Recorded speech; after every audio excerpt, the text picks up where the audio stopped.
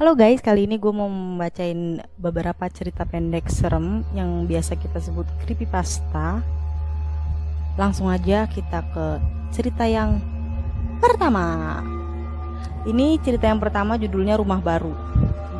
Gue bakal ngasih gambar ceritanya di sebelah sini dan gue bakal bacain aja terjemahannya. Ayo kita mulai. Judulnya tadi Rumah Baru ya. Aku dulu tinggal di samping kuburan. Sekarang aku tinggal di samping rumahku. Jadi si akunya ini udah mati dan tinggal di samping rumahnya karena dia udah di kuburan. Masih biasa aja. Lalu kita yang kedua. Yang kedua judulnya Dering Ponsel Horor. Langsung gue bacain aja terjemahannya. Aku bangun dan aku memiliki panggilan tak terjawab. Aku menelponnya kembali dan mendengar ponsel berdering di kamar mandi kamarku. Jadi ini bukan cerita hantu kayaknya, tapi kayak ada stalker masuk ke kamar mandi kamar lu mungkin, tapi ini cukup serem juga sih. Lu bayangin lu lagi sendirian di kamar lu, terus tiba-tiba lu ditelepon sama nomor yang gak dikenal dan lu telepon balik, terus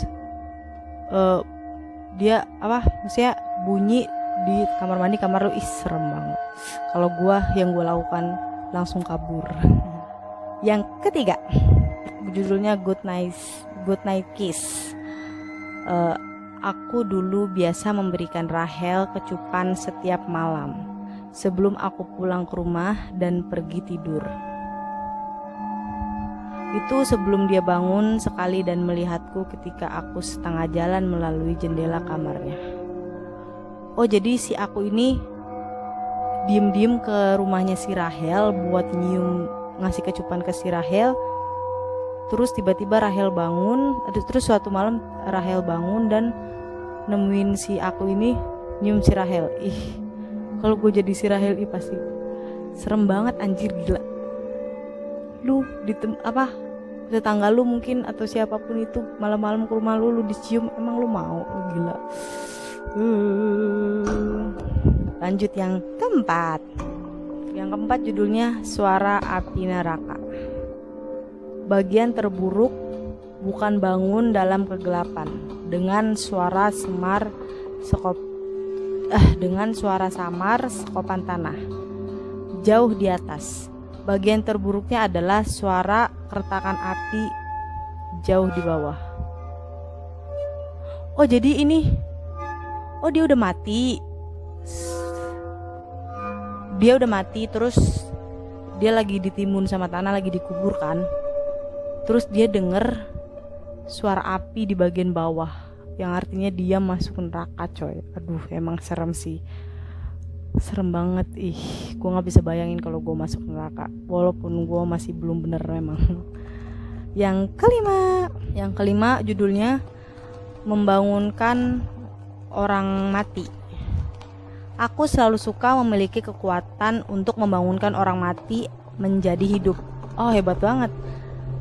Aku terutama suka berdiri di atas kuburan mereka dan mendengarkan mereka mencoba untuk keluar. Oh, jadi si aku ini punya kekuatan bisa ngidupin orang mati. Terus dia suka banget berdiri di atas kuburan dan dengerin orang mati itu mencoba keluar dari kuburannya.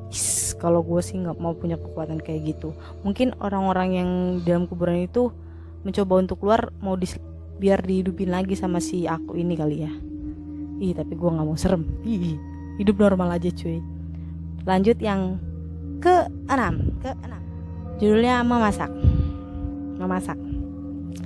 Aku telah meminum banyak minuman keras. Karena aku tidak bisa bangun dan bak mandi ini terasa seperti mendidih, dan aku pasti berhalusinasi. Karena aku melihat pacar baruku memotong sayuran dan memasukkannya ke air. Oh, jadi dia mau direbus. Si akunya mau direbus, dijadiin sop sama pacar barunya. Ya Allah. Kanibal mungkin, ini saudaranya Sumanto ini, guys. Lanjut kayak yang ketujuh. Petak umpet. Petak umpet selalu menjadi permainan yang menyenangkan, kecuali kamu tidak tahu siapa yang mencarimu.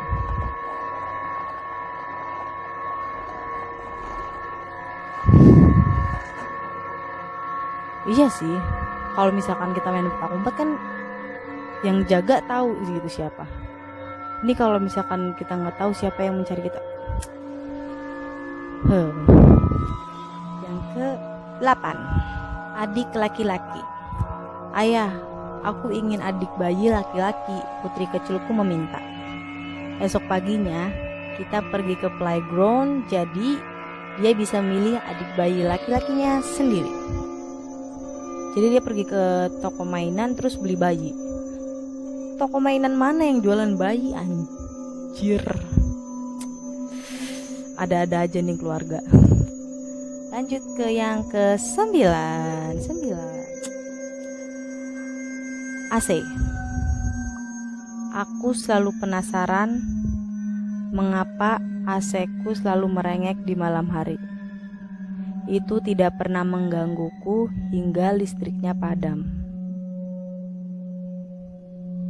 Jadi itu suara apa?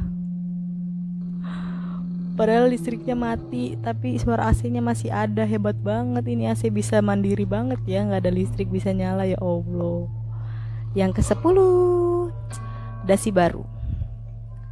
Ibu tidak akan menyukai dasi baruku atau apa yang aku lakukan dengan langit-langitnya. Jika aku bisa mengaitkannya dengan cepat, bagaimanapun mungkin itu akan membunuhku sebelum dia membunuhku. Jadi dia mau bunuh diri. Jadi si akunya ini mau bunuh diri, terus dia juga suka disiksa kali sama ibunya. Jadi bagaimanapun dia bakal mati bunuh diri atau dibunuh sama ibunya. Yang ke-11, pisau. Aku tahu pisauku tidak akan menyakiti monster-monster, tapi bisa bagaimanapun menyakiti pembohong yang mengatakan bahwa monster-monster itu tidak nyata.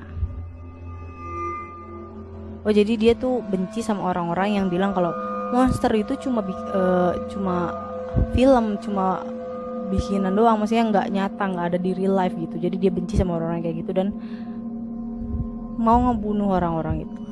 Padahal Dan yang terakhir, yang ke-12, manusia terakhir di bumi duduk di sebuah ruangan dan dia mendengar suara ketukan pintu. Ulah siapa itu? Oke, segitu dulu cerita-cerita dari aku. Maksudnya bukan dari aku sih, aku lihat dari Google. Nanti aku cantumin sumbernya juga di description. Mohon maaf juga kalau misalkan cara penyampaian aku itu kurang bagus, kurang bisa dimengerti sama kalian juga.